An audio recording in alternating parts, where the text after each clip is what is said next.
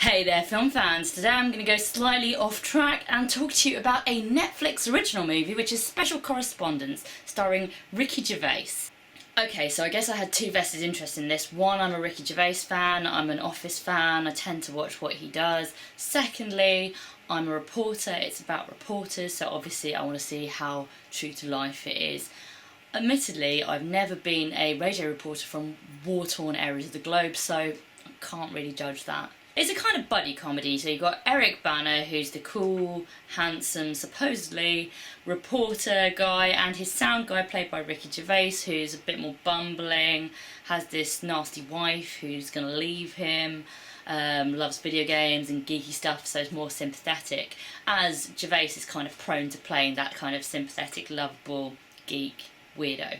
Lovable Ricky Gervais' character, bumbling as he is, loses their tickets to go to Ecuador on a special report, so they therefore fake their trip to Ecuador through sound effects from the room of some, I believe, Mexican friends of theirs that run a restaurant, from the upstairs room of their restaurant.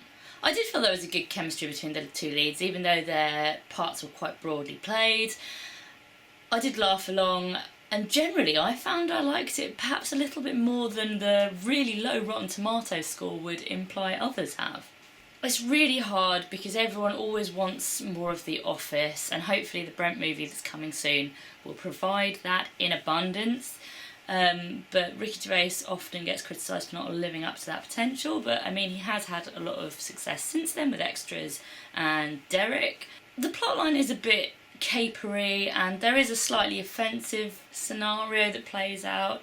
That's a little bit bad taste perhaps, but hey, he's not known for being tasteful with this comedy, I guess. You could say that it's been some form of success because I was really passionately against Ricky Gervais' wife, who is utterly loathsome, so it must have worked on that level. She doesn't really get much comeuppance either. You're waiting for something awful to happen to make up for what a rotter she is, and maybe, I don't know, but that never really comes, which is a little bit disappointing. It's interesting that he's choosing it to release this on Netflix. Apparently the budget was significantly larger than the David Brent movie too. I assume it's because he can retain more creative control, maybe? But yeah, pass the time, good enough evening spent watching it. Pretty good compared to a lot of the sequels that are on Netflix, so I would recommend you check it out if you're into his brand of comedy. But what did you guys think of it? Did you enjoy it, or were you a bit disappointed? Let me know in the comments, and don't forget to subscribe to my channel.